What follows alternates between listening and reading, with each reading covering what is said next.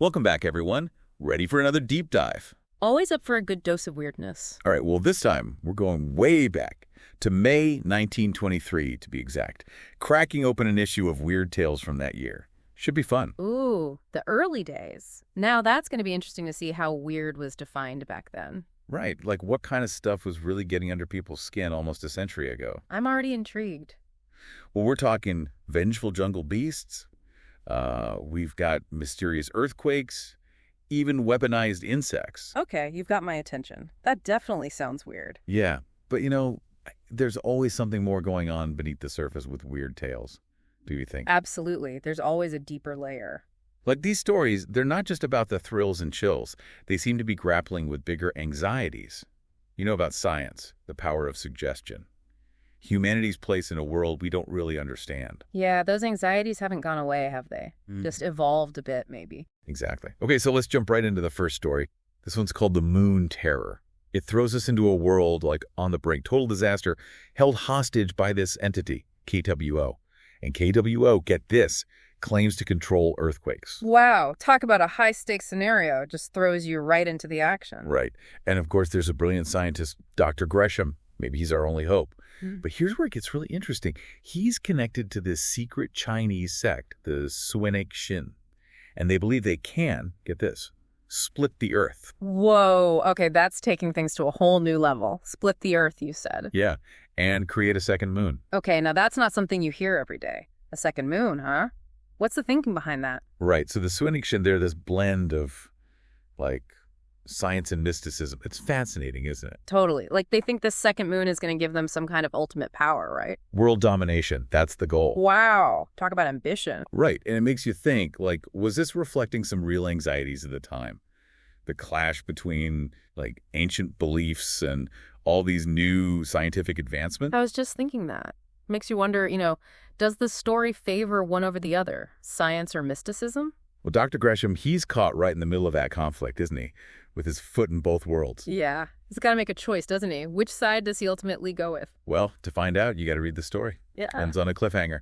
We're left wondering, not just about the world's fate, but what path Gresham chooses. Classic Weird Tales. Leaving you on the edge of your seat, desperate for the next issue. Right. But it's also making us think, isn't it? About science, faith, the limits of human knowledge. Exactly. Okay, well, I'm hooked. What's next on this journey into weirdness? All right, so next up, we've got Jungle Beasts. This one takes us on a wild ride through the jungle, but it's also about revenge. And the consequences agreed, when it gets out of control. Interesting. So we're going from global threats to a more personal kind of darkness. Yeah, but both stories, they feature characters who are driven by this thirst for power. In The Moon Terror, it's power over nature. And in Jungle Beasts, it's power over other people. Okay, I see the connection. That thirst for power, that seems like a thread running through this whole issue. Right. So in Jungle Beasts, we meet this guy who inherits seemingly harmless cat. A Tartar cat named Toiwa. A cat, huh? And it's not so harmless after all. Not exactly. Things start getting, creepy. Toiwa's kitten dies, and then the cat starts exhibiting all these strange abilities. And our main character, he starts descending into paranoia and madness. Oh, that's unsettling. Makes you wonder what's really going on. Is the cat truly supernatural, or is our guy just losing it? Right. It's like the story is playing with our own fears of the unknown. That instinct to be suspicious of anything we can't easily explain. Love that. Like, you start to question everything. Is it real, or is it just in the character's head? Exactly. And then there's this added layer. Hints of reincarnation. So you start to wonder, could the cat be like a vengeful spirit or something, seeking retribution? Wow, that adds a whole other dimension. Like, are we dealing with just one lifetime here, or is there a bigger cycle of revenge at play? Exactly. And it makes you think, how much of what we perceive as real is actually shaped by our own fears, our desires, our, internal state? Yeah, that's a question that's still relevant today, right?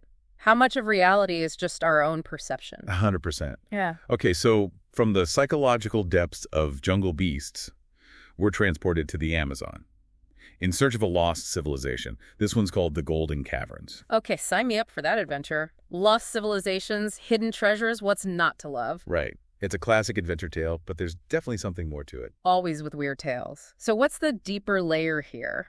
Well, it's not just about the thrill of discovery. It's about confronting the unknown and the potential consequences of our actions. It's intriguing. So tell me more about this lost civilization. Who are they? What secrets are they hiding? Okay, so we're following Dr. Gresham again.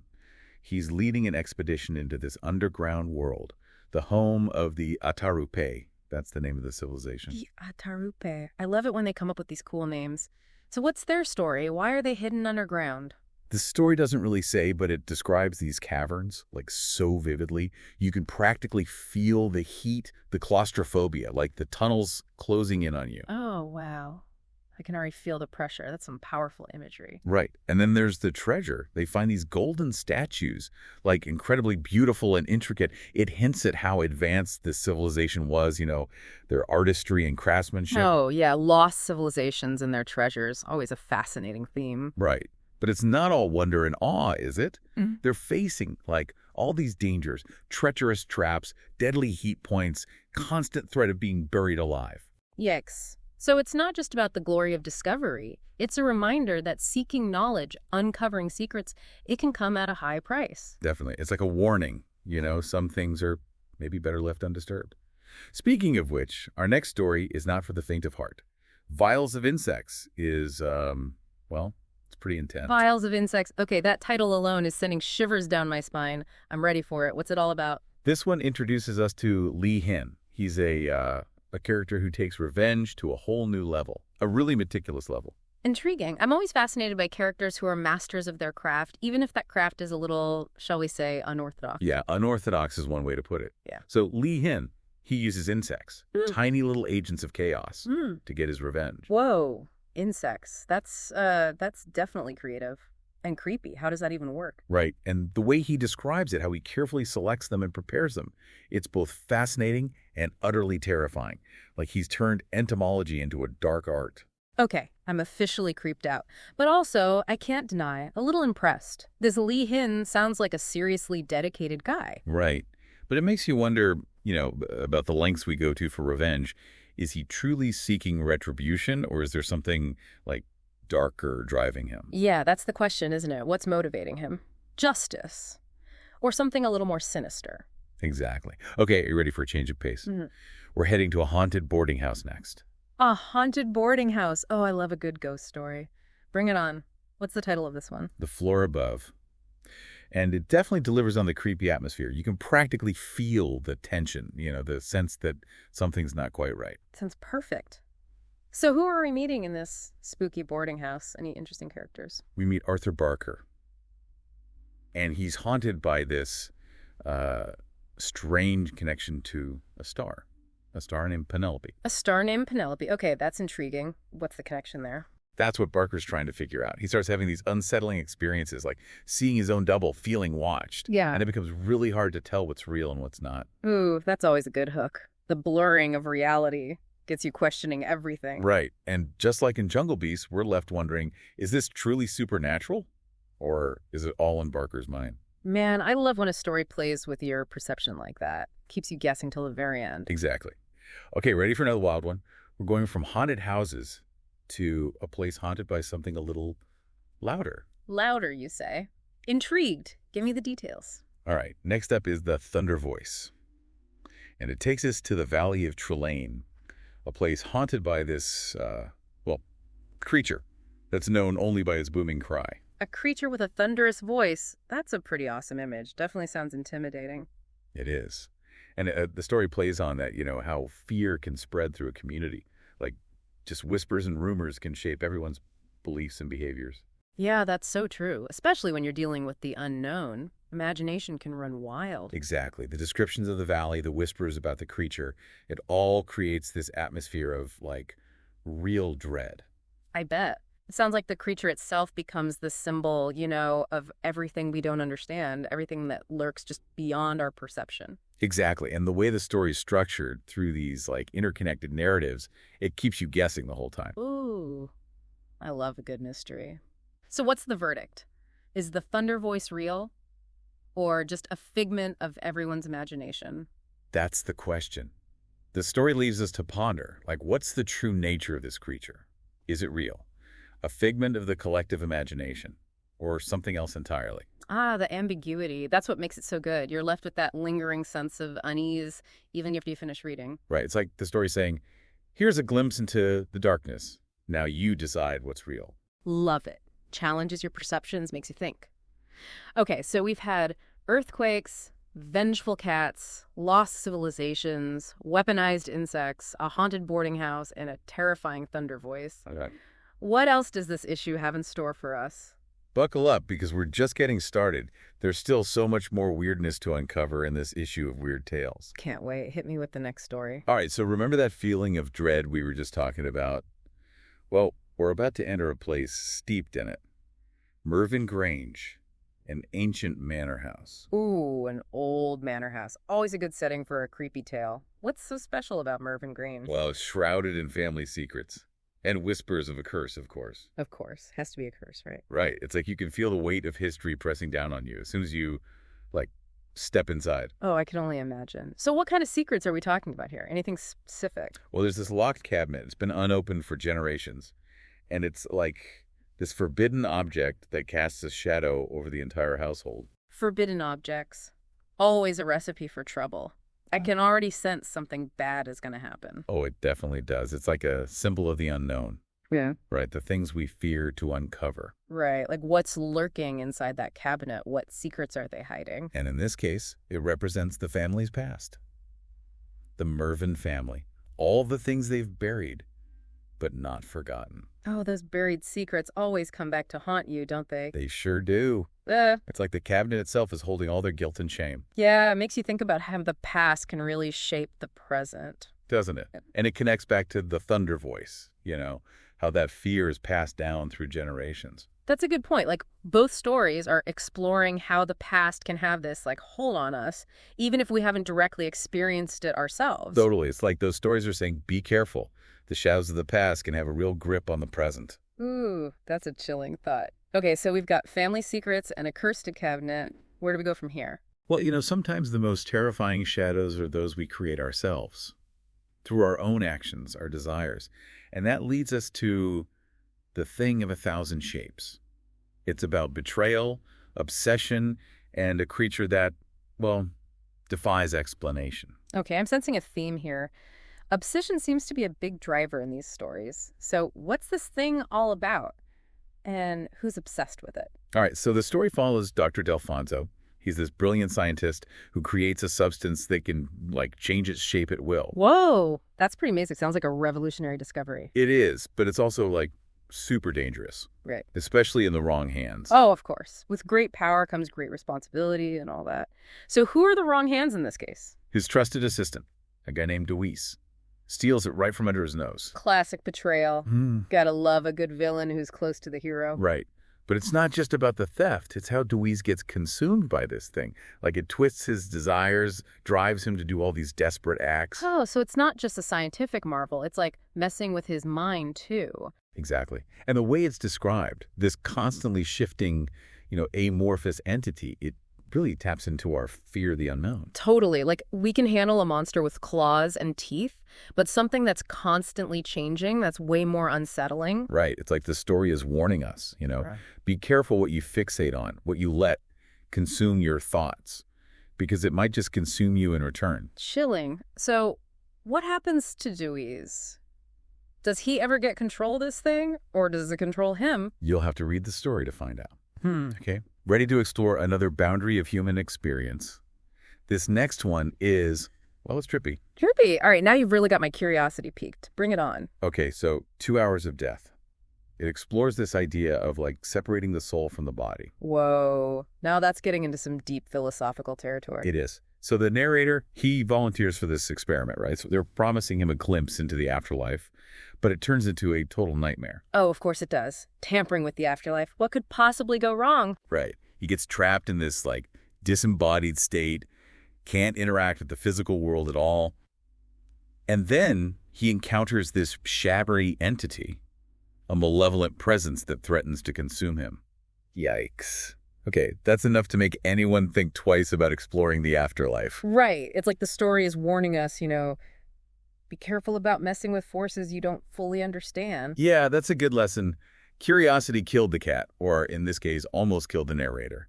So does he escape this shadowy entity? Or is he stuck in the afterlife forever? Again, you'll have to read to find out. But it definitely makes you think about the potential dangers of pushing the boundaries of scientific exploration. Absolutely. Sometimes some mysteries are better left unsolved. Okay, so we've had whispers, a vengeful plant, soul-splitting experiments, and a whole lot of fear. Ready for something truly bizarre. Always. Hit me with it. What's the next stop on our weirdness tour? All right, well, this one might just be the most unsettling yet. It's called Vials of Insects, and it features a character named Lee Hin who, let's just say he has a unique approach to revenge. Vials of Insects. That sounds familiar. Didn't we already talk about a story with that title? We did, but this is a completely different story. It just happens to share the same name. Wow, that's a strange coincidence. Okay, so this Lee Hin, what's his deal? How are his vials of insects involved in revenge? Oh, Lee Hin is quite the character. He's meticulous, calculating, and completely ruthless. And his method of revenge, well, it involves those vials and the creepy crawlies inside them. Okay, I'm getting chills just thinking about it. What exactly does he do with these insects? He uses them as weapons. He carefully selects and prepares different species of insects, each with its own unique properties. Let's just say his victims don't end up having a very good time. Yikes. That's next level creepy. It's like he's weaponized entomology. Talk about turning your passion into, well, something quite dark. Right. But it's not just the method that's unsettling. It's his, dedication to the craft. He's almost artistic in his approach. Yeah, that adds another layer of complexity to it, doesn't it? Like, Is he deriving some sort of twisted pleasure from this? Is it art? Or just pure, cold-hearted revenge? That's the thing with Lee Hin. It's hard to tell where the line blurs. It's a fascinating character study, really. Okay, I'm both horrified and strangely intrigued. I need to know more about this Lee Hin and his insect arsenal. Well, you'll have to dive into the story for all the gruesome details. But let's shift gears a bit, shall we? We've been exploring the dark side of the human psyche, but sometimes the monsters come from outside, from the vast unknown, and that's where the Green Eyes takes us. The Green Eyes. Okay, that title alone is giving me chills. What kind of monsters are we dealing with this time? This one's all about envy and its corrosive power. We need a character named Stowe, and let's just say he's got a serious case of the green-eyed monster. Sounds dangerous. What's he so envious of? His former friend, Lakeland. And Stowe's hatred for this guy consumes him. It poisons his thoughts, dictates his actions. It's like watching someone slowly self-destruct under the weight of their own envy. Oh, man. Jealousy can be such a destructive force, can it? It eats you up from the inside. So what does Snow do about it? Does he confront Lakeland? It's much more than a confrontation. Stowe's jealousy takes him down a dark and twisted path. You wouldn't believe the lengths he goes to just to exact his revenge. Okay, I'm hooked. I need to know what happens. Does he succeed? And what price does he pay in the process? Well, let's just say there are consequences for giving in to those dark impulses. It's a chilling reminder that sometimes the most dangerous monsters are not supernatural beings, but the darkness that resides within ourselves. Ooh, that's a powerful message. Makes you think about the monsters we all carry within. Exactly. Okay, so ready for a story that's both heartwarming and, well, a little unsettling at the same time. Heartwarming and unsettling. That's an interesting combo. I'm intrigued. Lay it on me. All right, so this next story is called Feline, and it's about a woman named Myra and her deep love for her cat, Badolfo. Oh, a cat story. I'm already feeling the warm and fuzzies. But here's the twist. Badolfo dies, and Myra's grief, it turns into an obsession. Oh, that's heartbreaking. I can't even imagine losing my furry companion. But an obsession, what does that look like? Well, she starts behaving erratically, and she becomes convinced that Badolfo is trying to communicate with her from beyond the grave. Ooh, that's spooky. Sounds like grief is warping her perception of reality. Exactly. And the story is told from Myra's point of view, so you really get inside her head. You see the world through her eyes. And it's both sad and unsettling. I bet. You start to question, what's real and what's imagined. Is Badolfo really reaching out to her, or is it all in her mind? Right. And the whole story is steeped in this, mystique of cats. Their mysterious nature, their association with the supernatural. Yeah, cats have always had that mystical aura about them, haven't they? They're like little furry enigmas. Exactly. And in Feline, that mystique takes on a darker edge. Myra's obsession with cats becomes this way for her to cope with her loss, but it also isolates her from everyone else. Oh, that's sad. She's using cats as a shield, a way to protect herself from the pain of the real world. Right. And it ultimately leads to a very tragic and, well, unsettling climax. Okay, I'm officially feeling a mix of emotions. Sad for Myra, but also creeped out by the whole cat thing. Yeah, it's a powerful story. And it makes you think about how grief can warp our perceptions and how the things we love most can sometimes become our undoing. So true. Okay, well, I'm ready for another dose of weirdness. What else is lurking in the pages of this issue? All right, so let's head back to a familiar setting, a remote valley, a place where shadows hold secrets and whispers turn into legends. Sounds like we're back in Thunder Voice territory. Another creature feature. You got it. This one's called The Hairy Monster, and it plays on our primal fear of the unseen. Ooh, the unseen, always a good source of terror. So what's this hairy monster all about? Well, the descriptions are wonderfully vague. You never get a clear picture of it. Is it a bear? A wild man? Something completely different? The story leaves that up to your imagination. I love that. Letting the reader fill in the blanks, that's where the real horror lies, doesn't it? Totally. It's like the story saying, here's a glimpse into the darkness. Now, you decide what's lurking there. And our imaginations are always way scarier than anything a writer could put on the page. 100%. And as the story unfolds, you can feel the fear spreading like a contagion through the settlers in the valley. Oh, I bet. Fear is such a powerful force, especially when it's based on the unknown. Right. And it starts to distort their perceptions, They become suspicious of each other, and things escalate from there. Yeah, fear can turn neighbor against neighbor, can it? It brings out the worst in people. It really does. And in this case, it leads to some pretty unsettling consequences. Okay, I'm on the edge of my seat. What happens? Does anyone survive this hairy monster's reign of terror? You'll have to read the story to find out. But it definitely makes you think about how fear can twist our perceptions and lead us to act in ways we never thought possible. Yeah, it's a chilling reminder that sometimes the most terrifying monsters are the ones we create in our own minds. Okay, ready for one last deep dive into the dark side of humanity? This one's a bit of a gut punch. Bring it on. I'm ready for anything at this point. What kind of darkness are we exploring this time? This story's called The Death Cell, and it follows a man named Jim McKay who's been wrongly convicted of murder. Wrongly convicted. Oh, that's rough. I hate it when an innocent person gets caught in the system. Right. So his friends, they know he's innocent, and they come up with this plan to, stage his death and smuggle him out of prison. Whoa, that's a bold move. A fake execution. Sounds risky. It is, but they're desperate to save their friend. I can understand that, but faking someone's death, that's got to have some serious psychological repercussions, right? Exactly. And that's where the real horror of the story lies. The staged execution, it, triggers a break in McKay. A psychological break. Oh, no. So even though they save him physically, he's not really there anymore. That's the tragedy of it. When they finally get him out, they realize that the man they saved, he's not the Jim McKay they knew. It's like his soul has been extinguished. Oh, that's so sad. Like, they saved his life, but at what cost? Right. It raises all these questions about identity, about consciousness, what makes us who we are, and what happens when those core elements are, shattered. Heavy stuff. Makes you think about the fragility of the human psyche. Doesn't it? And it's a reminder that some wounds are just too deep to heal, some traumas too profound to overcome. Okay, that one was a heavy hitter, but it was also incredibly thought-provoking. What a way to end this exploration of weird tales, or are there more stories waiting for us? Oh, there are more. Believe me, this issue is packed with weirdness. All right, well, hit me with another one. I'm ready for whatever strange and unsettling tales await. All right, so remember how we were talking about the power of suggestion and how fear can spread through a community? Yeah, it was like a virus, right? Just a whisper can turn into a full-blown panic. Exactly. Well, this next story, the whispering thing, takes that idea and, cranks it up to 11. Ooh, the whispering thing. That title is giving me goosebumps already. It's a good one.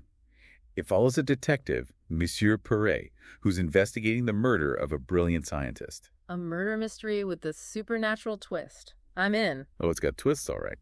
But as Perret digs deeper into the case, he starts encountering this strange phenomenon, the whispering thing. Wait, so is it a ghost? A creature? Some kind of, interdimensional being? The story never fully describes it, but its presence is felt throughout.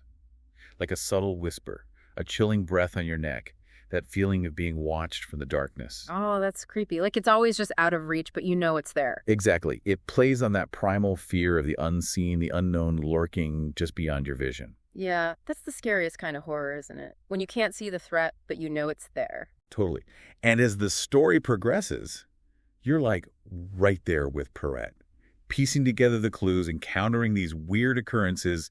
The suspense builds, and you start to wonder, what is this whispering thing? Okay, I'm hooked. So spill the beans. What is it? Well, it turns out it's not a supernatural entity at all.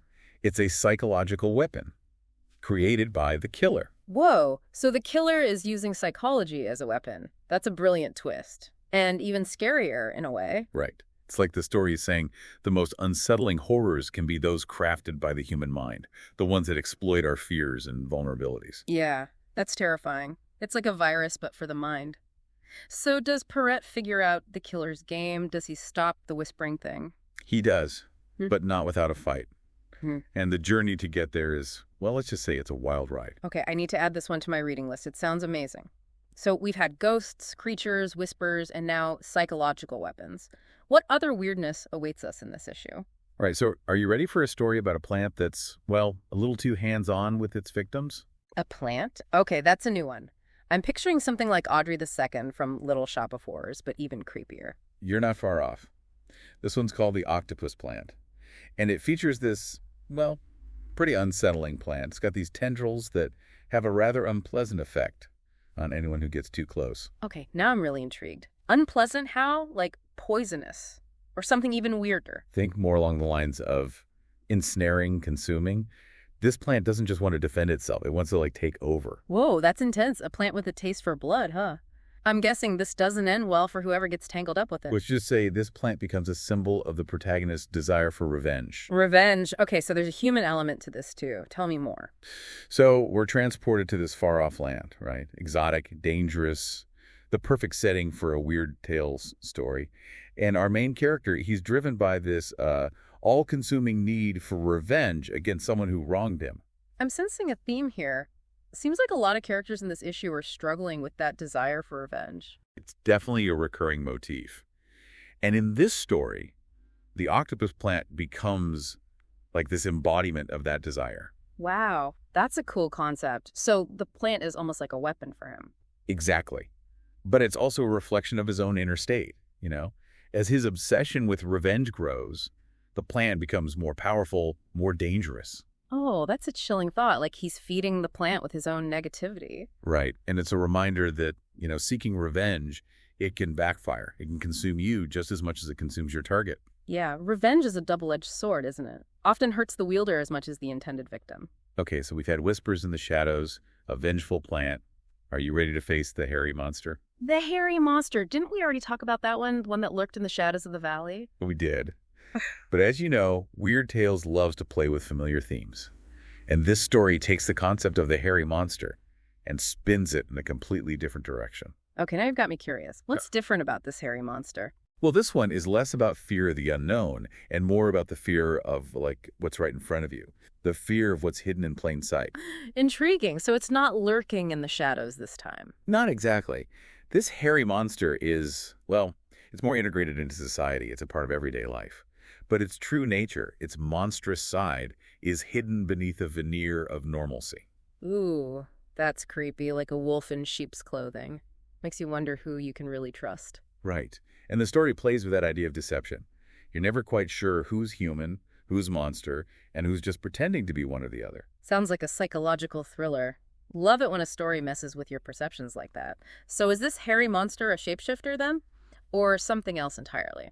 The story leaves that up to the reader's interpretation. It's never explicitly stated what the monster truly is, but the clues are there, scattered throughout the narrative. Ooh, I love a good mystery. I'd be trying to piece those clues together, trying to figure out the monster's true identity. So what's the message here? Is it about trusting your instincts? Or maybe about the dangers of hiding your true self? I think it's a bit of both. The stories about the masks we wear, the secrets we keep, and the consequences of letting those things define us.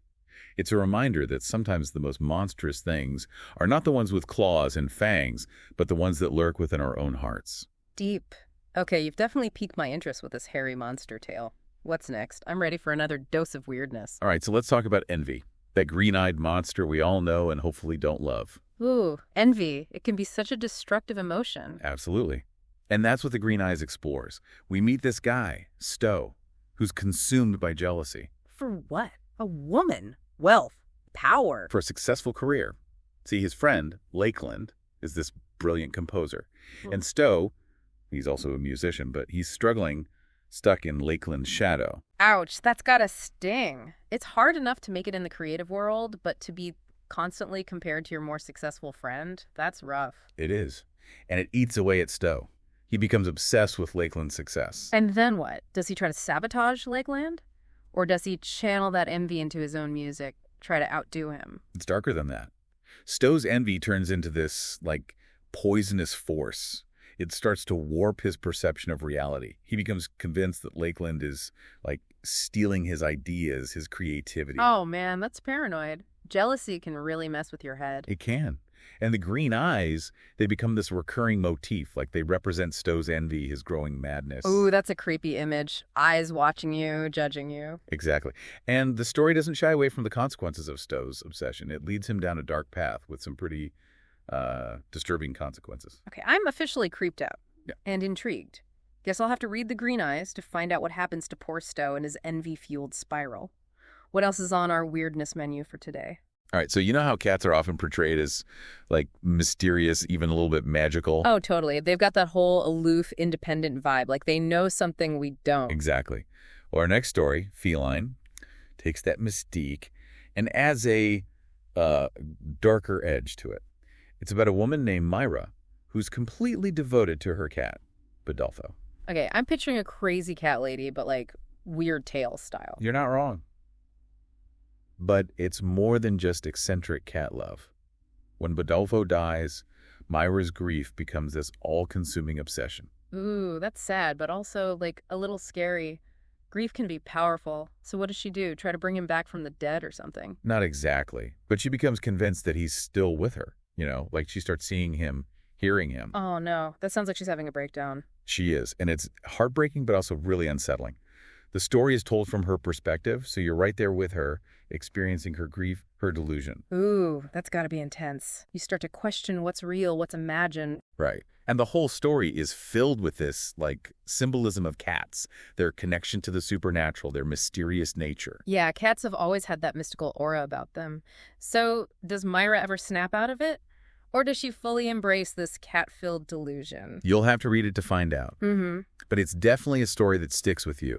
It makes you think about how grief can warp our perceptions and how easily the line between reality and delusion can blur. Okay, I'm adding this one to my reading list for sure. So we've had vengeful plants, green-eyed monsters, grieving cat ladies, and now I'm guessing another hairy monster. You got it. But this time, we're going deeper into the wilderness. This one's called the Hairy Monster, and it takes place in a remote, let's just say desolate region of the Arctic. The Arctic. Ooh, that's a chilling setting. I can already feel the icy wind and hear the howling wind. What kind of hairy monster are we dealing with this time? Is it like a Yeti? A Sasquatch? The story is wonderfully vague about the specifics. All we know is that it's large, hairy, and, it's got a taste for human flesh. Yikes. Okay, now I'm really intrigued. So who are the unlucky folks who encounter this Arctic beast? A group of explorers. They're on this ambitious expedition to chart this uncharted territory. But they soon realize they're not alone out there in the frozen wasteland. Oh man, I bet that realization hits them like a ton of bricks. So how does their encounter with the monster unfold? Is it a slow burn of suspense or a full-on creature feature? The story is a masterclass in building tension. It starts with subtle hints, strange tracks in the snow, unsettling noises in the night. Ooh, I love that. The slow build-up, the feeling that something is out there watching you. Right. And as the story progresses, the encounters become more frequent, more terrifying. The monster starts toying with them. Yeah. Hunting them, stalking them. Oh, that's terrifying. It's like a cat playing with a mouse, but on a much larger, more terrifying scale. Exactly. And the isolation of the Arctic setting, it just amplifies the horror. They're trapped out there with nowhere to run, nowhere to hide. Man, that's the stuff of nightmares. Okay, I'm definitely adding this one to my reading list. It sounds like a perfect blend of monster movie and psychological thriller. So what's the takeaway here? Is it about the dangers of exploration? Or the hubris of man thinking he can conquer nature? I think it's about confronting the unknown And the realization that sometimes there are forces out there that we can't control, can't even comprehend. It's a reminder that nature is a powerful force and we're just visitors in its domain. Deep. I love it when a story makes you think about those bigger questions.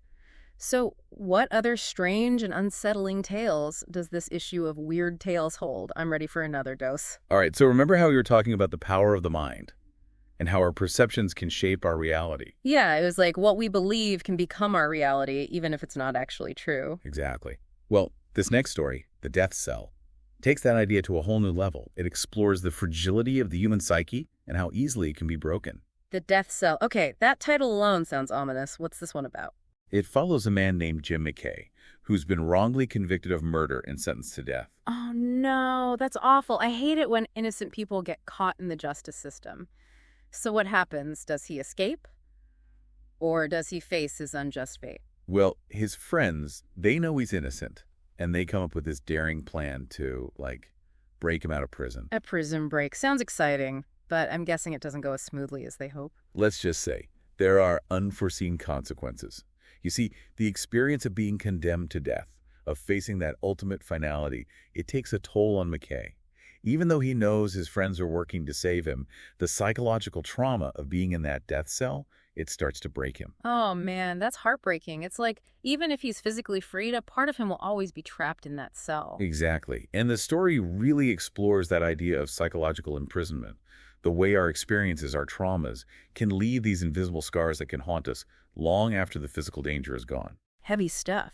But I can see how that would fit right in with the themes of Weird Tales. It's not just about monsters and ghosts, it's about the darkness that exists within us all. Absolutely. And the death cell is a powerful reminder that sometimes the most terrifying monsters are not the ones we can see, but the ones that lurk within our own minds. Okay, so we've had vengeful plants, green-eyed monsters, grieving cat ladies, hairy Arctic beasts, and now psychological imprisonment. I'm starting to think Weird Tales really had a knack for tapping into our deepest fears. What else have you got for me? I'm ready for another dose of weirdness. All right, let's talk about whispers. Those faint, almost inaudible sounds that can send shivers down your spine. Ooh, whispers. They're so creepy, especially when you're alone in a dark, quiet place. Exactly. And that's what makes this next story, The Whispering Thing, so effective. It plays on that primal fear of the unseen, the unknown lurking just beyond our perception. The Whispering Thing. That title alone is giving me goosebumps. Tell me more. Okay, so picture this. You're a detective investigating a strange and unsettling murder. Okay, I'm already hooked. Who was murdered? And what makes it so strange and unsettling? The victim is a brilliant scientist, found dead in his laboratory under mysterious circumstances. The scientist, huh? Sounds like there could be some secret experiments involved. I love a good science gone wrong story. Oh, it definitely goes wrong. But as our detective, Monsieur Perret, delves deeper into the case, he starts hearing these, whispers.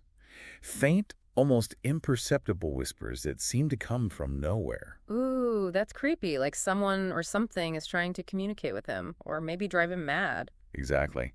And the whispers, they seem to be connected to the scientist's work, his research. But what are they saying?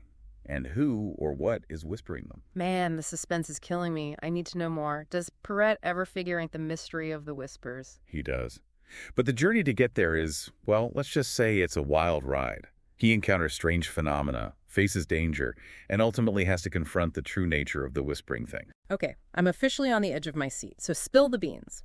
What is the whispering thing? Is it a ghost? A creature? Some kind of interdimensional being? The story keeps you guessing until the very end. But what I can say is that it's a testament to the power of the mind and the terrifying things we're capable of creating, both consciously and unconsciously. Ooh, that's deep. I love it when a story makes you think about those bigger questions. So, what's next?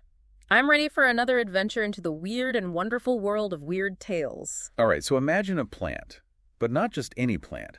This one is, it's a bit more aggressive than your average houseplant. Aggressive? Okay, now I'm intrigued. What kind of aggressive are we talking about here? Does it bite? Spit poison? This one is more hands-on. It has these tendrils that can, let's just say, entrap its victims. Entrap? Ooh, that sounds a bit Little Shop of Horrors-ish. Huh? I'm guessing this plant has a taste for something other than water and sunlight. You could say that.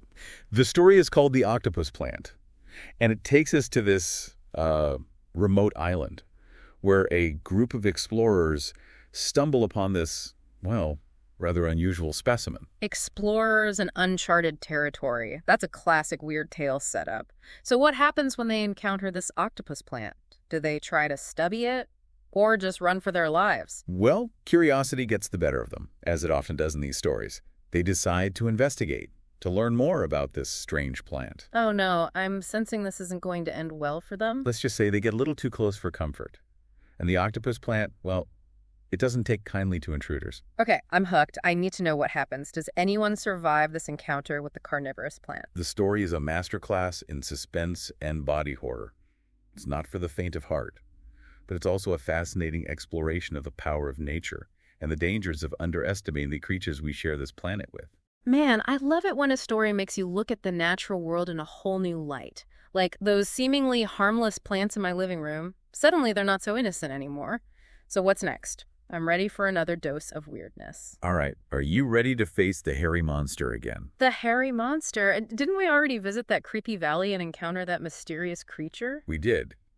But like I said before, Weird Tales love to revisit familiar themes, giving them new twists and turns. Okay, I'm intrigued. So what's different about this hairy monster story?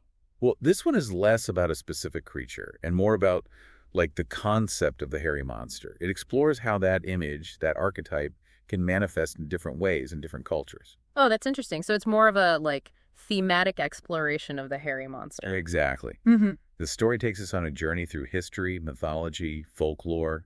We encounter hairy monsters from all over the world. Ooh, that sounds fascinating. Like a global tour of monster legends? It is. And it makes you realize that, the fear of the hairy monster, it's universal. It's something that's embedded in our collective unconscious.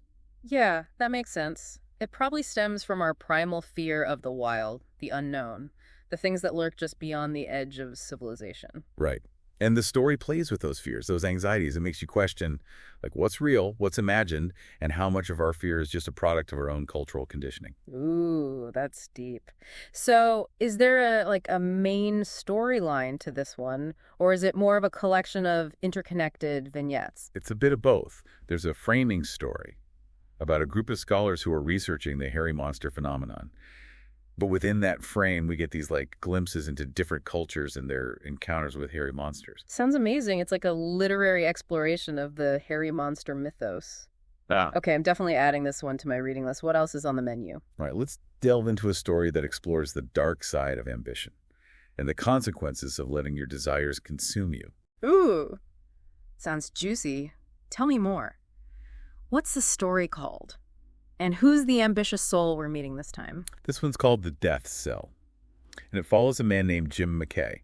He's a scientist, but he's also, he's got a bit of a god complex. A god complex? Oh boy, that's never a good sign. What kind of science is he doing? Is it something dangerous?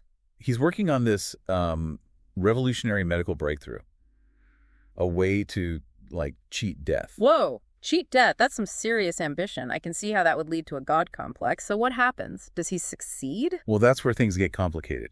You see, his experiments, they take a dark turn. He becomes obsessed with his research, willing to do anything to achieve his goal. Oh no, I'm sensing a classic case of science gone wrong. Does he, create some kind of monster? Or unleash a deadly disease? It's more insidious than that. Yeah. His obsession, it starts to poison him. It affects his relationships, his sanity. It's like the closer he gets to his goal, the more he loses himself. That's chilling. It's like the price of his ambition is his own humanity. Exactly. And the story explores that, the idea that sometimes our greatest achievements can also be our greatest downfalls. Deep. I love it when a story makes you think about those bigger questions. So what happens to Jim McKay in the end? Does he achieve his goal of cheating death? Or does his ambition ultimately destroy him? You'll have to read it to find out. Mm-hmm. But let's just say, The Death Cell is a cautionary tale about the dangers of unchecked ambition and the importance of remembering that sometimes the pursuit of knowledge can come at a terrible price. Ooh, I'm adding this one to my reading list for sure. I love a good story that makes me question the ethics of scientific progress. So what other weird and wonderful tales await us in this issue of Weird Tales? I'm ready for another dose. Well, remember how we were talking about those creepy whispers? Mm. And how the unseen can be even more terrifying than something that's right in front of you? Oh, yeah. Our imaginations can run wild when we don't have all the information. makes those whispers even more chilling. Exactly. And that's what the whispering thing plays on. This story takes us to a small town grouped by fear and paranoia. Ooh, a small town with a dark secret. I'm already hooked. So what's everyone whispering about? A series of strange and unsettling events. People are seeing things, hearing things. There's a feeling that something is wrong, something is out there, but no one can quite put their finger on it. Ooh, that's creepy. Like a collective unease has settled over the town. Right. And the whispers, they start small, just rumors and gossip. But as the strange occurrences continue, they grow louder, more insistent. Oh, I bet. Like the fear itself is contagious. Exactly.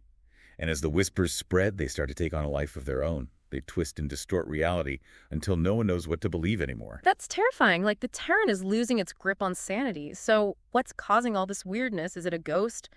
A creature? Some kind of alien invasion? The story keeps you guessing until the very end. But what I can say is that it's a masterclass in creating a chilling and unsettling atmosphere. You're right there in the town, feeling the fear, the paranoia, the sense that something is terribly wrong, but you can't quite see it, can't quite grasp it. Man, I love it when a story gets under your skin like that. I'm definitely adding the whispering thing to my reading list. So, what else is on the menu? I'm ready for one last dose of weirdness before we wrap up this deep dive. All right, so let's explore the idea of obsession. That all-consuming passion that can drive us to do extraordinary things, but also incredibly destructive things. Obsession. It's a powerful force, isn't it? It can be the fuel for greatness, but also the catalyst for our downfall. So who's the obsessed soul we're meeting this time? This story is called The Octopus Plant, and it follows a scientist, a botanist, who's devoted his life to studying a particular species of, well, let's just say unusual plant. Ooh, a plant with a secret. I'm intrigued. What's so unusual about this particular species? It's not your typical houseplant. It's carnivorous, for one thing. And it has these rather unique abilities that fascinate our botanist. Carnivorous. Okay, that's already pretty unusual for a plant. But unique abilities, now you've got my attention. What can this plant do? Well, that's part of the mystery. But let's just say it has a way of influencing the minds of those who get too close to it. Whoa, mind control. That's taking things to a whole new level. So our botanist, what's his deal? Is he trying to harness the plant's power for good? Or is he, like, falling under its spell? That's the question the story explores. His obsession with the plant, it starts to consume him. It affects his relationships, his work, his sanity. Oh no, I'm sensing a classic case of science gone wrong. Like he's getting too close to the subject of his research and it's starting to warp his mind. Exactly. And the octopus plant, it becomes this symbol of his obsession, It's beautiful, it's alluring, but it's also deadly. Ooh, that's a chilling image, like a siren's call, drawing him closer to his doom. Right. And the story really makes you think about the nature of obsession and the fine line between passion and madness. Yeah, it's a reminder that sometimes the things we're most passionate about can also be the things that destroy us. Well, we've ventured into the dark heart of the jungle, explored the depths of obsession, faced terrifying creatures, and even delved into the fragility of the human psyche. I think it's safe to say we've covered a lot of ground in this deep dive into the May 1923 issue of Weird Tales. We have. And it's amazing how these stories, written almost a century ago, still resonate with us today. They do, don't they? It's a testament to the power of storytelling and the enduring appeal of the weird and the uncanny. Absolutely. And I think it also speaks to the fact that human nature hasn't really changed all that much. We're still fascinated by the unknown, still drawn to the shadows, still grappling with the same fears and anxieties. 100%. So until next time, dear listener, keep exploring, keep questioning, and keep that flashlight handy. You never know what you might find lurking in the darkness on anyone who gets too close. Oh, unpleasant in a, tentacles and strangling kind of way, or more of a, poisonous, mind-altering kind of thing. Well, it's Weird Tales, so there's got to be a little bit of both, right? Right. Think ensnaring, consuming, but also this, psychological element. This plant doesn't just want to feed, it wants to control. Okay, now that's just creepy. So who falls victim to this botanical terror? A group of explorers, naturally, they stumble upon this rather unusual specimen on this remote, uncharted island. Of course, explorers, always getting into trouble in Weird Tales. Right. But in this story, it's not just about the physical danger. It's about how the plant becomes this symbol of the protagonist's desire for revenge. Revenge. Okay, so there's a human element to this, too. Tell me more. Yeah, so our main character, he's been wronged, betrayed by someone he trusted, And the octopus plant, it becomes like a tool for him to enact his revenge. I see. So the plant is almost like a weapon for him, but it's also like feeding off his negative emotions, right? His desire for revenge. Right. Exactly. And as his obsession grows, the plant becomes more powerful, more dangerous. It's like they're feeding off each other. Ooh, that's a chilling thought. So does he succeed in getting his revenge? Or does the plant, like, turn on him in the end? Well, that's the question the story explores, isn't it? The Mhm. consequences of our actions, of letting our desires consume us. I'm sensing a theme here. It seems like a lot of these stories are warning us about the dangers of unchecked ambition and revenge. Definitely. And this one, it's a reminder that sometimes the things we think will bring us satisfaction, they end up destroying us instead. Deep. Okay, well, I'm officially creeped out, but also, I gotta say, I'm kind of impressed by this guy's dedication to revenge, using a carnivorous plant. That's next level. Right. Okay, so are you ready for another round with the hairy monster? Wait, didn't we already talk about a hairy monster, the one in the remote valley? We did. But this is Weird Tales. They love to play with familiar themes, giving them new twists and turns. Okay, I'm intrigued. So what's different about this hairy monster story? Well, this one's less about a specific creature and more about, like, the concept of the hairy monster. It explores how that image, that archetype, has appeared in different cultures throughout history. Oh, that's interesting. So it's more of a, like, thematic exploration of the hairy monster. Exactly. We're talking ancient myths, folklore, even modern-day sightings. It's a journey through the history of our fascination with and fear of these creatures. Ooh, that sounds fascinating. Like a global tour of hairy monster legends. It is, and it makes you think about, like, why are we so drawn to these stories? What is it about the hairy monster that continues to capture our imaginations? Yeah, good question. Is it that fear of the unknown? The wild, untamed parts of ourselves, maybe? Right. And the story plays with those ideas. It makes you question, like, what's real, what's imagined, and how much of our fear is just a product of our own cultural conditioning. Deep. So is there a main storyline to this one? Or is it more of a collection of interconnected vignettes? It's a bit of both. There's a framing story about this group of scholars who are researching the hairy monster phenomenon. Mm-hmm. But within that frame, we get all these, like, glimpses into different cultures and their encounters with these creatures. I love that. Sounds like a really unique approach to storytelling. Okay, I'm definitely adding this one to my to-read list. So what's next on our weirdness agenda? All right, so let's dive into a story that's both tragic and thought-provoking. It's called The Death Cell, and it explores the fragility of the human psyche and the profound consequences of trauma. The Death Cell. That title doesn't sound very uplifting, but I'm intrigued. Tell me more. Okay, so we follow Jim McKay, a man who's been, well, unjustly accused of a crime and sentenced to death. Oh, that's terrible. I hate it when innocent people get caught in the system. Right, and the story really focuses on the psychological toll this takes on him. The waiting, the uncertainty, the knowledge that his life could end at any moment.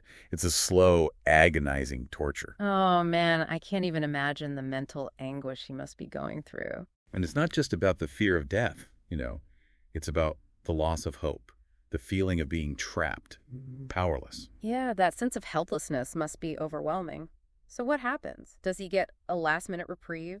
Do his friends come to his rescue? This story doesn't offer any easy answers. It's more about exploring the psychological effects of this situation, how trauma can shatter a person's spirit, even if their body survives. Ooh, that's heavy stuff.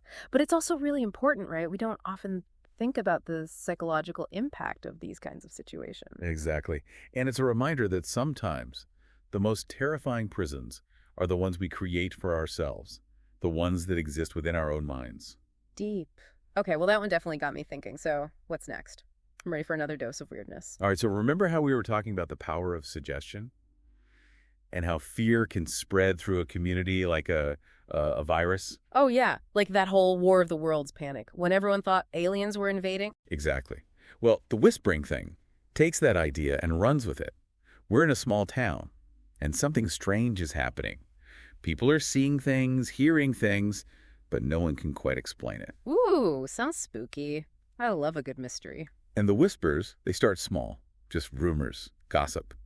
But as the weirdness escalates, those whispers, they get louder, more insistent. They start to, like, infect the town's collective consciousness. Oh, I bet. Like the fear itself is becoming a tangible thing. Exactly. And the story really plays on that. The way fear can twist our perceptions, how easily we can succumb to mass hysteria. Yeah, it's a reminder of how powerful our beliefs can be, even when they're based on, like, nothing concrete. Right. And it makes you wonder, what's real, what's imagined, and how much of our reality is just a product of our own collective fears and anxieties. Deep. Okay, so what happens in the end? Do they figure out what's causing all the weirdness? You'll have to read it to find out. But it's definitely a story that makes you think about the nature of belief and the power of the unseen to shape our reality. Sounds amazing. Okay, well, we've had vengeful plants, green-eyed monsters, grieving cat ladies, hairy monsters, psychological prisons, and now a town consumed by whispers. What more could this issue of weird tales possibly hold? Believe it or not, there's still one more story to go. And it might just be the weirdest one yet. Bring it on. I'm ready for anything at this point. All right, so this one's called the octopus plant. And it's a bit of a mind bender. The octopus plant. Didn't we already talk about a story with that title? The one with the carnivorous plant and the guy seeking revenge? We did. But remember how weird tales love to revisit familiar themes? Well, this story takes the concept of the octopus plant and spins it in a whole new direction. Okay, now I'm really curious. What's different about this version? Well, this one is less about revenge and more about, like, symbiosis, the interconnectedness of all living things. Ooh, that's interesting. So it's more of a, like, philosophical exploration of the relationship between humans and nature? Exactly. The story follows this botanist who's, let's just say he's a little too close to his research subject. He becomes fascinated by this octopus plant, its intelligence, its ability to communicate. Communicate. Whoa, now that's taking things to a whole new level. So is the plant, like, talking to him? Or is it more of a, like, telepathic connection? The story leaves that open to interpretation. But it's clear that there's this, like, deep bond forming between the botanist and the plant. And as that bond grows, the line between human and plant, between observer and observed, it starts to blur. Ooh, that's trippy. I'm getting some serious Annihilation vibes here. Like, the plant is transforming him, changing his perception of reality. Right. And it makes you think about, like, what does it mean to be human? What separates us from the rest of the natural world? And are those boundaries as clear as we think they are? Deep. Okay, I'm definitely adding this one to my reading list. So we've had vengeful plants, loving plants, mind-bending plants, and now, I'm guessing, one last hairy monster. You got it. But this one, it's less about a physical creature and more about, like, the hairy monster as a symbol. A symbol. Okay, now I'm really intrigued. What does it symbolize? Well, the story explores different interpretations. For some, it represents our primal fears, the wild, untamed parts of ourselves that we try to repress.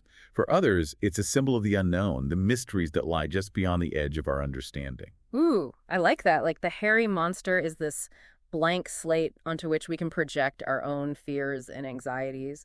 So what kind of story is this? Is it a psychological thriller or more of a philosophical exploration? It's a bit of both. The story follows this group of people who are, like, haunted by the idea of the hairy monster. Each of them has their own interpretation of what it means, what it represents. Ooh, sounds like there's a lot of psychological depth to this one. There is. And it makes you think about, like, how our beliefs can shape our reality and how the things we fear most are often the things we don't understand. Well, we've certainly explored a wide range of fears and anxieties in this deep dive into weird tales, from vengeful creatures to psychological horrors and everything in between. It's amazing how these stories, written almost a century ago, can still resonate with us today. They do, don't they? Yeah. It's a reminder that human nature, our fears, our fascinations, they're timeless. And that the weird, the uncanny, it's always lurking just beneath the surface of our everyday lives. Absolutely. And weird tales, it gave us a glimpse into that world, a chance to explore the shadows, to confront the unknown, and maybe even to learn a little something about ourselves along the way. So until next time, dear listeners, keep exploring, keep questioning, and keep that flashlight handy. You never know what you might find lurking in the darkness.